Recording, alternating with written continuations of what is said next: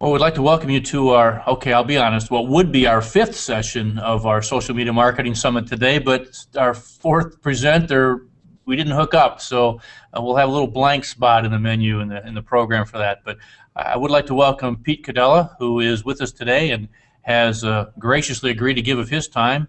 He's the Vice President of Marketing and Public Relations for Alexander's, and I think there's a little interesting story on how you and Alexander's came together, and Pete's going to talk to us about Twitter today. So I'm going to step out of your way and turn the time over to you, Pete. Thanks much. Great, thank you. And yes, I for about 10 years was my own independent public relations, focusing on the internet, digital PR practitioner and consultant.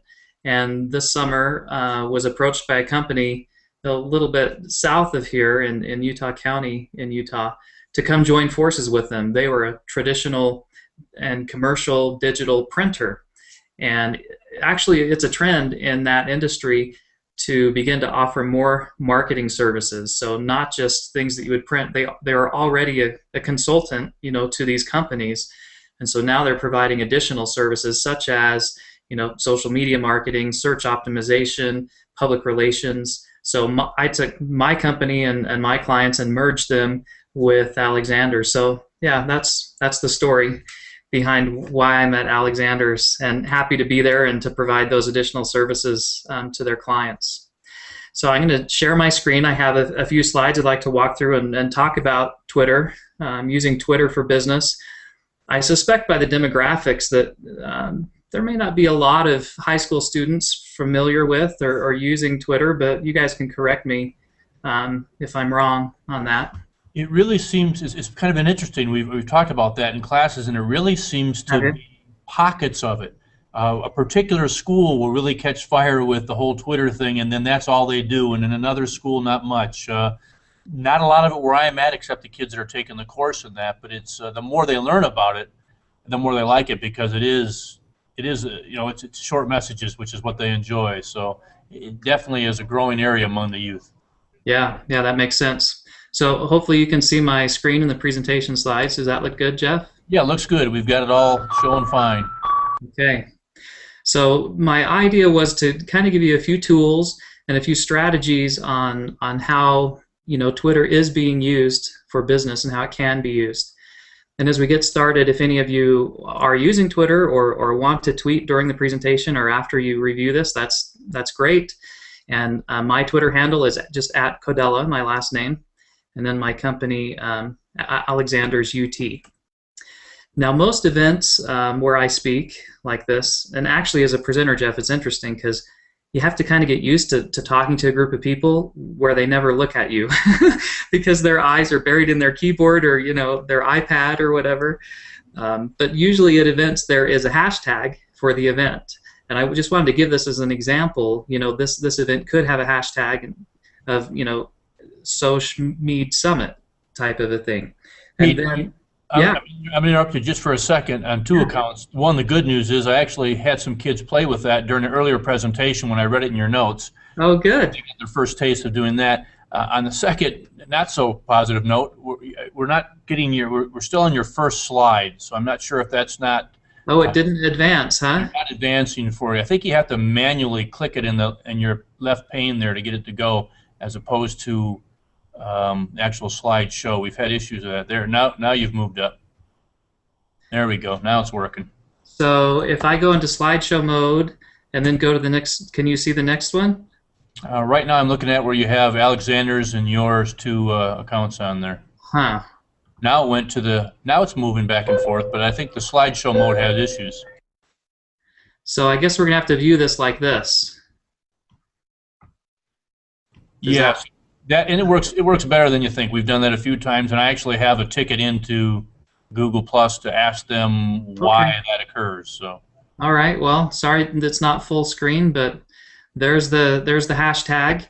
So this event could have a hashtag, and what that would mean is people who want to tweet about this event, any notes they take, could tag their post in Twitter with the hashtag. So that's the whole concept of using hashtags. It categorizes content on Twitter so that people can find it. Then I wanted to point out Twitter does have a help center, which is quite helpful actually. Imagine that for a help center. And they explain what hashtags are. The pound sign helps you categorize tweets by keyword, just like I had mentioned. And here's a link. There's a bit.ly link here at the bottom to actually a Twitter glossary, because Twitter comes, all these social platforms kind of come with their own language and own kind of expected, I think, behavior. And so the Twitter glossary gives you all that you need to know about using Twitter. You know, the @ sign is people's handle. RT is to retweet someone. MT would be a modified tweet. You know, DM is to direct message someone. So there's all these abbreviations and things. And if you ever wonder what they mean, you know, just do a search, Google search for the Twitter glossary or whatever, and it's on twitter.com, so you can find it. But again, I've got the bit.ly link down there for you. Great. And I don't know, Jeff, if we can do a video. I don't want to overload what we're doing, so maybe what I'll recommend is go to YouTube and search for the Twitter movie trailer, and just watch the video. It's a couple minutes long, and it's pretty funny. It's basically what the social network would be like if it were on Twitter. You know, if the movie focus was Twitter. It's pretty funny. All right, so what I want to point out is this, to me, is maximizing your digital footprint or your online presence. I think the companies, and this goes for individuals as well, you know, they can have a main website, they can supplement that with a blog and or an online newsroom, and then they can participate on the different platforms, you know, Facebook, LinkedIn, YouTube, and obviously today I've got a red box around it, but we are talking about Twitter. But these are kind of, to me, if I want to maximize search placement for any specific brand name or product, I'm going to use all these tools right here to share content and to get top, you know, first page search results for those primary keywords for that company or organization or individual. So a point I wanted to make about social networking, this is from a ComScore study that was done over the past year. We'll get an update of this later this month. If you look across each age demographic, you know, so high school to college, and then 25 to 35 basically, and on up, you can see, you know, increases of 5 and 8 and 9% in each demographic in use of social media, and pretty even growth between females and males.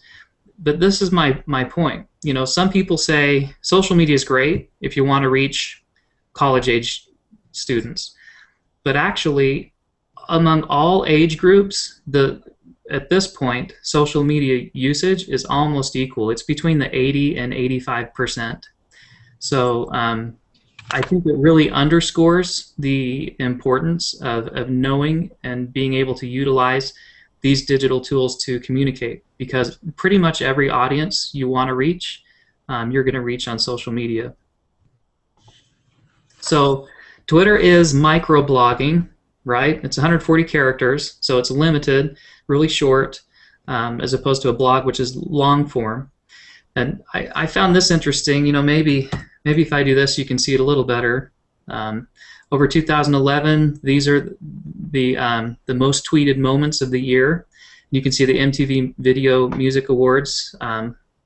Looks like around last September had the most. Steve Jobs is on here a couple times. And then look at what's going on now with the election. Jeff, when I go in like this, can you see it better if I do that? It doesn't seem to change the view at all. Oh, well, all right, then I won't worry about it. So this broke a record in Denver, the presidential debate of 10.3 million tweets.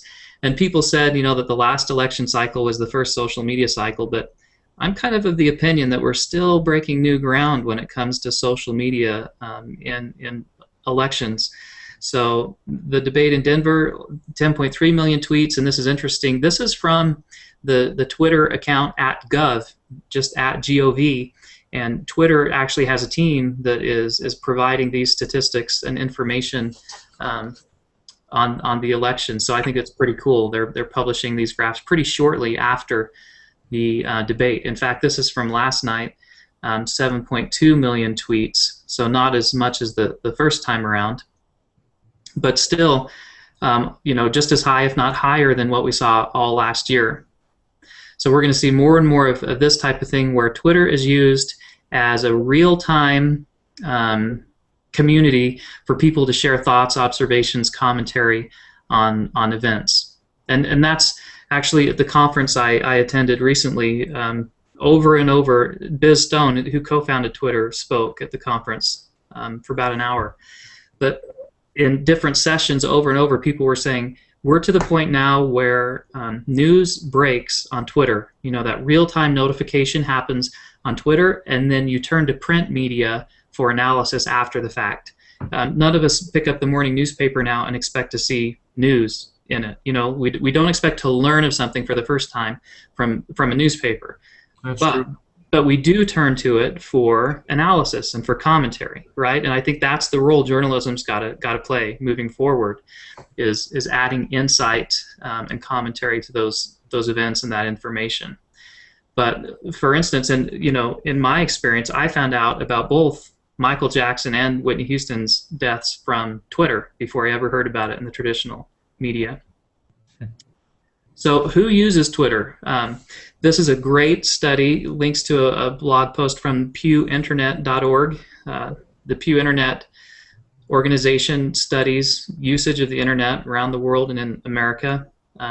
This is talking about Americans that use Twitter. They had a sample group of almost 800, and you can see about 16% of the population is using it. And actually, it shows that 18 to 29-year-olds are about 27% of that. So, my initial take that I felt like Twitter might be more for an older audience may not actually be what's happening out there. So, a couple examples, and that might be because this generation, they are great at text messaging, right? They can talk with their thumbs faster than some of us can talk. So, Twitter's perfect for that. I wanted to throw a couple case study examples. AJ Bomber's a restaurant in Wisconsin. They got 75% of customers from Twitter. They increased sales 60% within 1 year by their activity and engagement on Twitter. So this is what their page looks like. Just a small restaurant.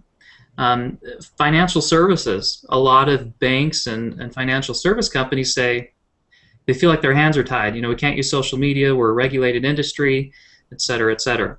But take a look at what some of these banks are doing. They're using Twitter for customer service. In fact, you may recognize at the end of this paragraph, Frank Eliason is the one who started at Comcast Cares, which really kind of led the way in customer service through Twitter for the company Comcast. So now he's with Citibank, and you can see how they were able to open this new channel and get other, get customers to interact with them on Twitter. Obviously, not disclosing personal financial information, but just getting help, for their banking. So this is what Ask Citi looks like. Jeff, did you have something to add? Or no, I'm good. I'm just following along. I have it printed out as well. So okay, good. Then American Express is another one, and take a look at the number of followers, 581, almost 82,000 followers. So this is from their executive vice president. He said that customers who began a customer service dialogue through Twitter are actually willing to pay 21% premium at companies that provide great service. So they've done studies, and they know that Twitter users, they value great service, premium service. They'll actually pay more for it. So customers or media-savvy consumers actually are a good way to grow the business. So here's what American Express's Twitter page looks like. And I threw in screenshots just so you all can kind of get a feel. Across all these social platforms, I hope that you see there's an opportunity to brand and stylize them so that they match your company's look and feel, right? Yes, you're on a different platform. Yes, it's going to be a little different, but still, use your logo, use your colors, keep the brand standards consistent across all the platforms. I think that's important. Not only for businesses, I think it's important for individuals, people looking for work. So keep those things in mind. Cleveland Clinic, this is actually a company organization that was brought up in that first presidential debate. How they use Twitter, they remind patients about appointments with doctors and use it to drive traffic to their site. So this is their Twitter page. And Twitter recently kind of changed the format so that you can add this image to the top of your Twitter page. Makes it a lot nicer and easier to brand for organizations. So if there's a company in here that I think is a great example of social media, it's probably Southwest Airlines, because they've been involved for so long and done so much on lots of different platforms. So someone tweeted, Southwest equals suckage. Then someone manning that Twitter account reached out and said, hey, can we help? And then a few days later reached out again. So this person who was flying says, I have to say that my Southwest Twitter experience wasn't just a single fire and forget it incident. They tweeted back again to check up on me. So brands that are actually listening, I think, have a better impact with customers on social media. And this is the Southwest Airlines Twitter account page. So again, you get a sense for different look and feel. So this brings me to an example that I have, and that is recently I was in San Francisco and I checked in at a place called the Stinking Rose, which is a great Italian restaurant in San Francisco, and they've got some other locations, Beverly Hills it looks like as well. So when I checked in, they responded on Twitter and they said, Codella, thanks for checking in. Do you mind sharing a bit about your visit? Don't forget to follow to see what we're up to. So I thought that was great. I said, I've always loved your place. Dinner didn't disappoint. I loved it. Thanks for reaching out online. And then they even tweeted back to me again, thanking me. So I just want to point out again that companies that listen to social media, in fact, I feel like that's the best use of social media, is to be able to listen. In the past, companies would pay for focus groups, they'd do surveys, all those types of things, and now it's actually pretty easy to do those things using social media. So it's a great use. Now I'm going to kind of jump into Twitter tools. Jeff, I can't see my Google Plus screen because I'm here in PowerPoint, but if I've got a question or comment, please interrupt me, okay? Okay, will do. So here are the tools that I just want to cover. As you want to use Twitter to reach out or to listen, I think you need to use at least some of these tools to do that. Now, TweetDeck was acquired by Twitter not long ago, so it used to be a third-party app, software basically that lets you manage your Twitter listening and publishing and engagement. And you can see here that you're able to schedule tweets for the future. You can monitor and manage things. And what TweetDeck has done is it has incorporated LinkedIn status updates and network updates, as well as Facebook, as well as location-based things like Foursquare. So you can actually use this, desktop software as your main listening portal. What it looks like is this: you put things in different columns. So you see, I've got an inbox, which is my primary in for my Twitter account. I've got a search, hashtag Utah, so I want to know what people are tweeting and mentioning about the state. Hashtag PR Daily. That's a publication that I follow that gives updates on the industry that I'm in. And again, PRSA, which is the Public Relations Society of America. So I actually have columns. You can see I have quite a few for each client, for each product that I'm managing and working on. Or, I actually did a column for the election during the debate, and when I was looking at that a couple weeks ago, the tweets were coming in so fast and furious that I actually I couldn't keep up. So sometimes it becomes a challenge if there's so much traffic that they just zoom past you. So another comment that was mentioned at the conference I attended is, yes, we have all this information, but that doesn't mean that it's really intelligence for us. You still have to kind of sift through it and sort it and figure out what it means, right? Back on TweetDeck. Sure. Correct me if I'm wrong on this. That's a free tool to use up till so many columns before you have to go to the premium. Thank you for mentioning that. TweetDeck is free. It's a free tool. Hootsuite is limited to the first 5 or 6 social accounts, and then you have to pay for it. So TweetDeck doesn't limit you to the number of accounts? I don't believe so. But Hootsuite is the next one, and thanks for bringing that up. These are free, as you get started. Hootsuite, like I said, once you add more than a handful of accounts, you do have to pay, but it's just it's like $5 or $6 a month, maybe 10, not too expensive. But it's the same concept. Both of them allow you to schedule things for the future. Both of them allow you to publish and post from different accounts. Now, beware of that.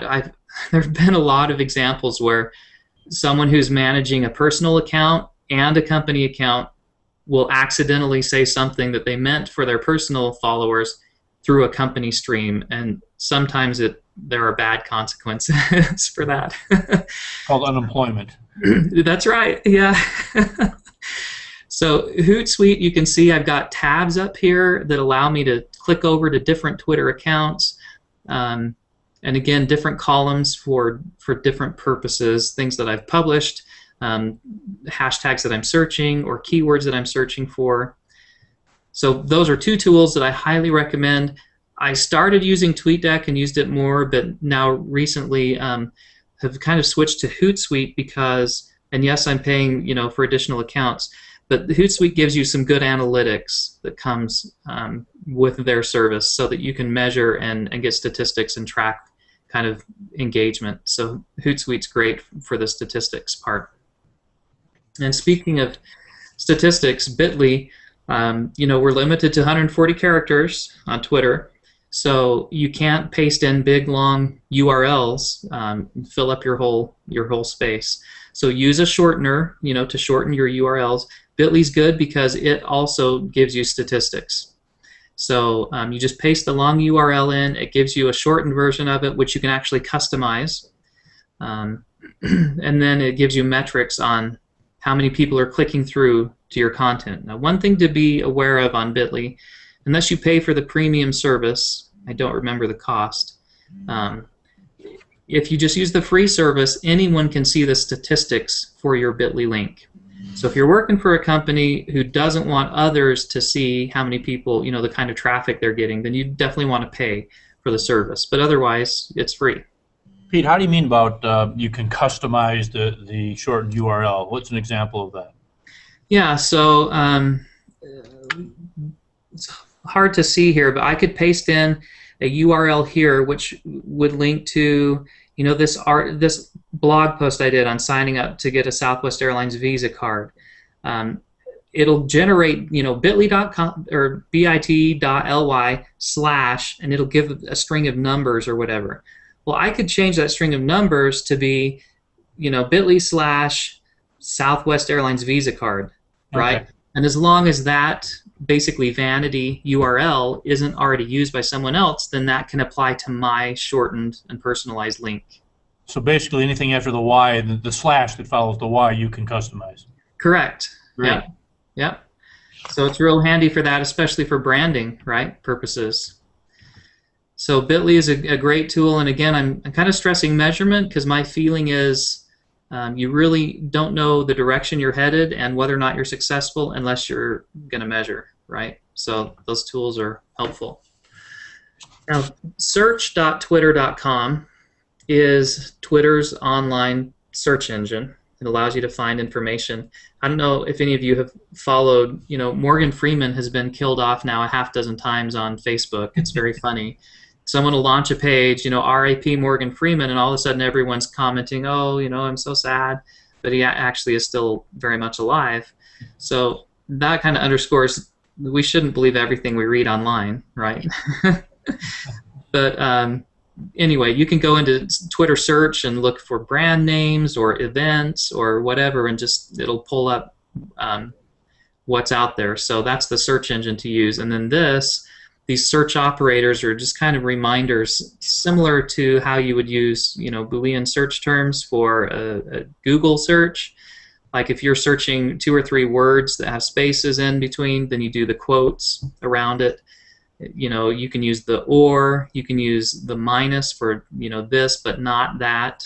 So anyway, this is a helpful resource, and this is right from Twitter's site on how to search to locate information.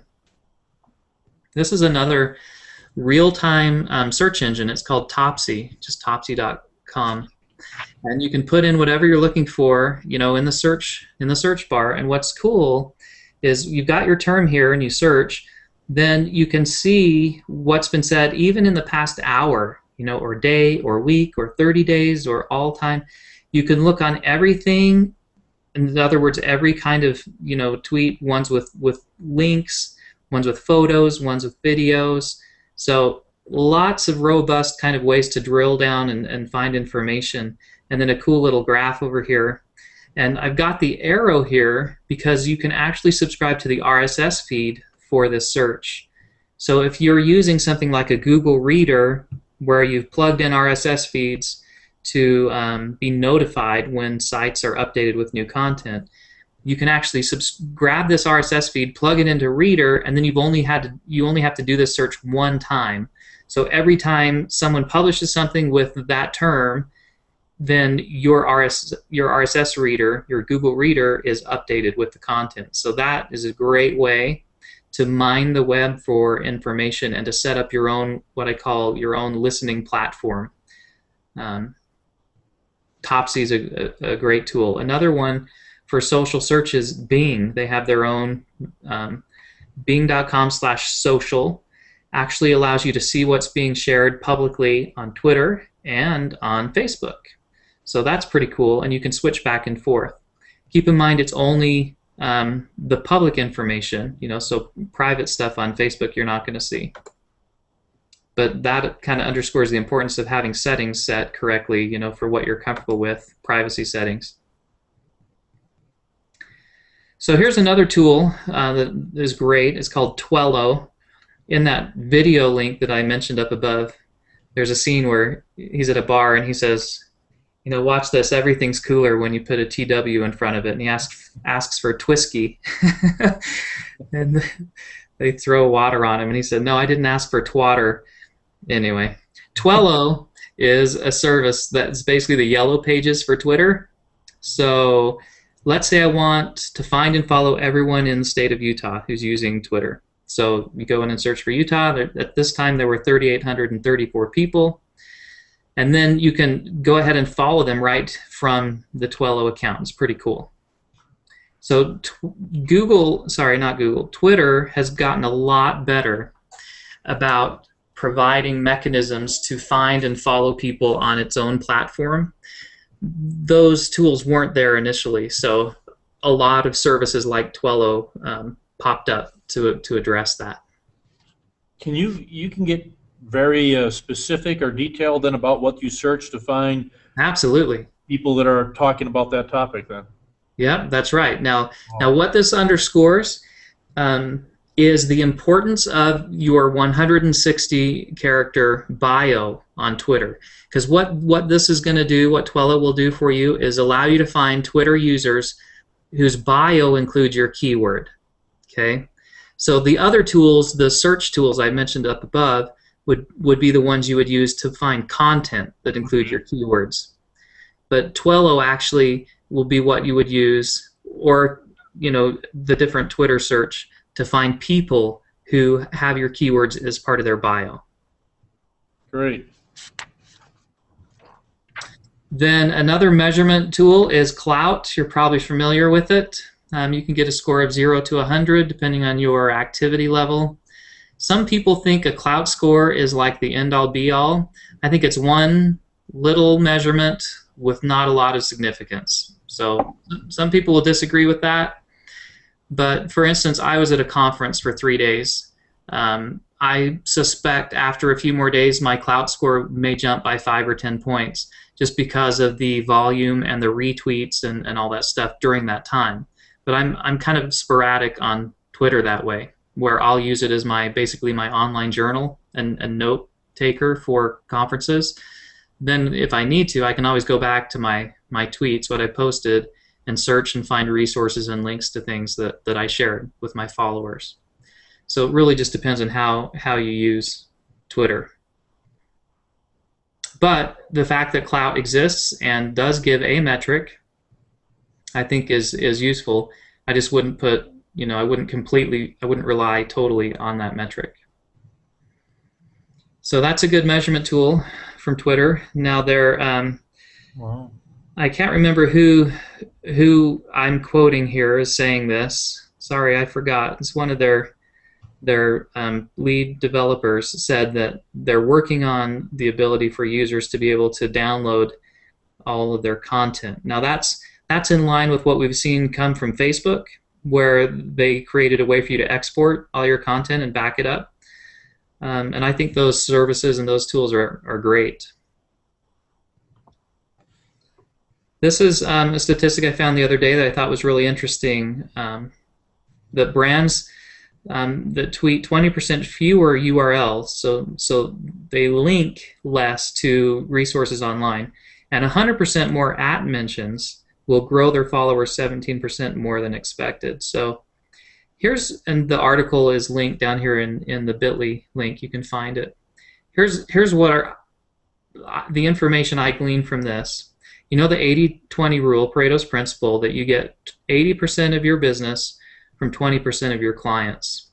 I think in social media, if you can spend 80% of your time commenting on other people's blogs, retweeting other people, mentioning other people, supporting other people's causes, commenting on their Facebook pages, and only 20% of your time saying, hey, look over here, you take this survey for me, or vote for me in this contest, or help me find a job, or what I'm saying, I think that you will have more success in social media if you approach it that way. And if you think about relationships and having an emotional piggy bank, so the more good things you do, the good deeds you do, you get deposits in that piggy bank.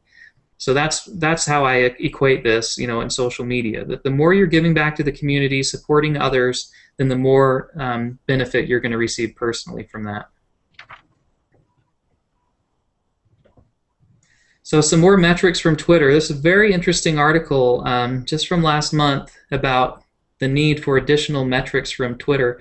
And actually over a year ago they talked about what they were going to give us, and they haven't done it yet. So we'll see when that ever happens. But Pointer says that we ought to have, in addition to follower count, we ought to have metrics for active followers, the followers who are real engaged with our content, as well as followers that we reach, which would be people, if I send something out to my 8,000 followers and then each of them have an average of 500 followers, how many people then have been exposed to that content? And then engaged followers would include like retweets and @mentions and all those things, versus non-followers. So those would be people who I'm not connected to, but others are, and then others either retweet or share what I've sent out. So those are some possible additional measures that Twitter could provide. And Twitter Web Analytics, again, this is coming from September 13th of 2011, where TechCrunch, published this graph of what we could see coming right from Twitter to get analytics on our own accounts, and they haven't implemented it yet. So from the information I read, they wouldn't commit to a time frame on when that would be available. But I think Twitter's looking for ways to both monetize itself and provide these kinds of metrics and analytics so that people can really be specific in what they're accomplishing through Twitter. Then I found this article interesting. For you guys, I'm hoping that most of those who will see this are high school students, and these are some interesting sites for Twitter. For students, getting into college or just getting mentoring relationships set up. So I included the link here. I thought it would be a useful article for everyone. I'm going to jump down, just for purposes of this presentation, to this. About.me is a great place for you to have basically an online portfolio that links to all your other stuff. So, from my About Me page, you can get to my Twitter, my Facebook, my LinkedIn, Flickr, Foursquare, YouTube, my online listening stations, my blogs, and all these links down here. So it'd be and it's a free service, easy for you guys to set up. and use. And the other free service I really like is called CONTXTS, contexts.com. And you can actually text the word PRPEAT to the number 50500 and get my business card. So you get my contact information on your mobile phone. So I think those are kind of some cool personal branding and tools that are available. So with that, we'll jump, I think, to taking any questions or whatever, and I will turn off my screen share. Well, while we're doing that, let me echo on the about.me. That is something that we use extensively. I require all of my students to create an about.me page. Great. And then what we do is also we have the Davis Marketing Group actually forwards to our about.me page, which then has links not only to all the social media, but to our online textbooks and our Dropbox accounts, etc. So the students have to remember one URL, Yeah. but everything's there, and it's drop dead simple to use too. So that's very beneficial. That's a good call, and I'll make use of that other context.com too, and see how that works for you. Great. Couple questions for you that have come in from different sources. One, you want to be authentic, so you don't want to filter out the negative comments about your business, because usually if you do, you get caught, and that's probably worse than what the comments are going to be. What do you recommend, as we look at it from a business to learning point of view, how do you recommend that a business deals with the potential for not only the honest disgruntled customers, but the made up from your competitor or whomever, and puts it out in the how do you prepare and deal with that? So I think the first thing to realize is the whole idea of controlling the message and controlling the content that's out there for a business is really gone. Your option now is to ignore it or to participate, and to be part of the conversation. So I think you're best served if you, and for older executives, that's a really hard conversation to have. Right. And takes a while for them to wrap their brain around the whole idea of control being gone. But you coach them and you teach them and you prepare for the participation. How do we handle negative comments? What's our procedure? Who's notified? And you have to be set up in a way that you're responding quickly. The times of waiting a day or two, to respond, they're gone. You have to be on your toes and be able to respond pretty quickly using social media. So I think you have a written plan in place that identifies maybe a crisis management type of approach, so that you understand who's responsible, like who's listening, and then how does it get routed, and how do we circle back so that we reply and address this.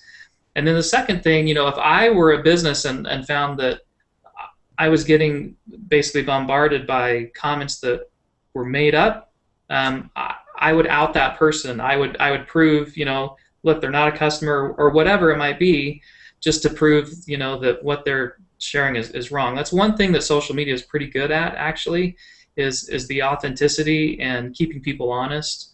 And although some feel you can hide behind computer screens and say whatever you want to say, really people have a way of figuring out who's saying what and identifying you. So even the police, when they grab computers, can find so much information about people's, use of the internet, even if you've tried to delete information. So companies need to realize that it's a possibility, have a plan for addressing it, and just be along for the ride, I think.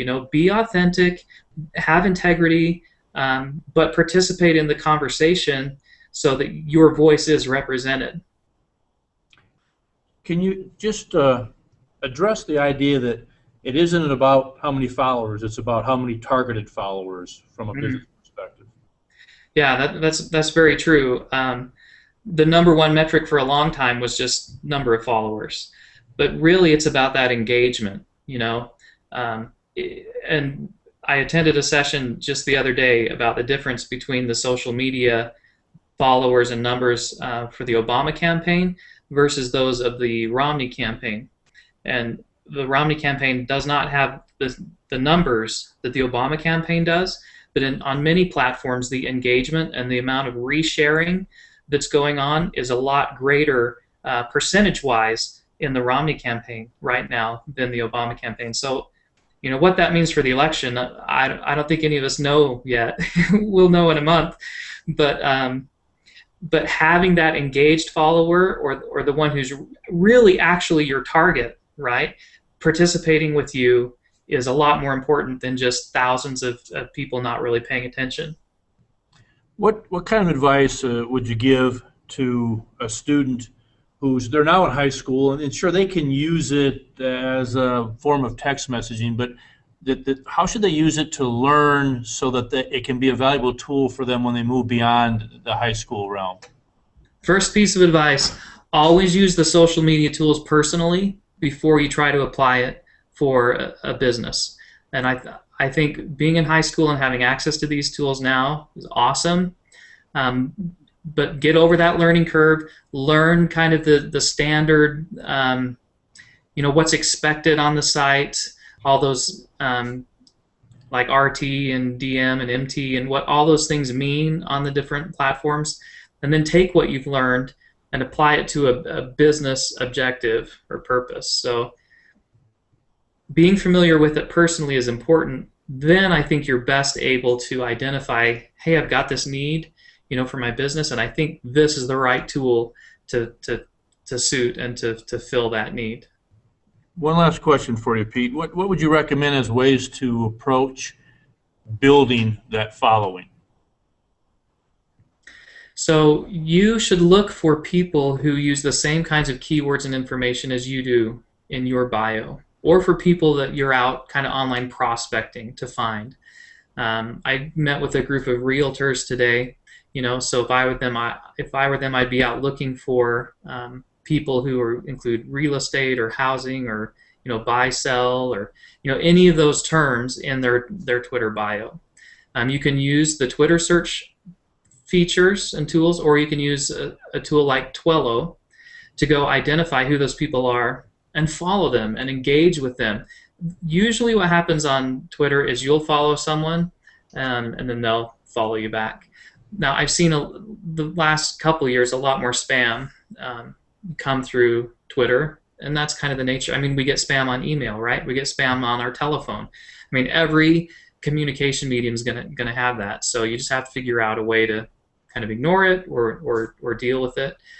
My direct message column on my Twitter account is one that I almost always ignore now, just because for a long time I had an auto follow set up on my account. So anyone who followed me, I just follow them back, which I probably should go clean out my Twitter followers, but just the thought of that and having to spend the time, I don't really want to do it. There are some tools that will do that for you. You pay $20 or whatever, and they clear out all of your Twitter.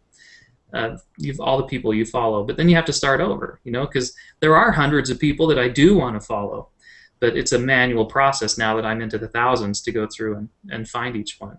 But I think you find people who are sharing and publishing content that you want, that you're interested in, you follow them, usually they follow you back. The other way you get followers is by sharing really good content, by being funny or by being useful.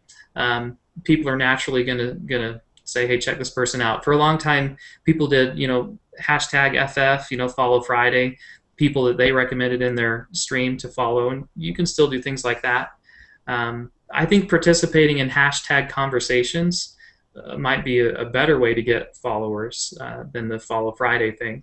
That is, if you can identify, that there's a conversation on Twitter, for instance, in the independent public relations, the solo PR world, each week there's a Twitter conversation that happens for an hour.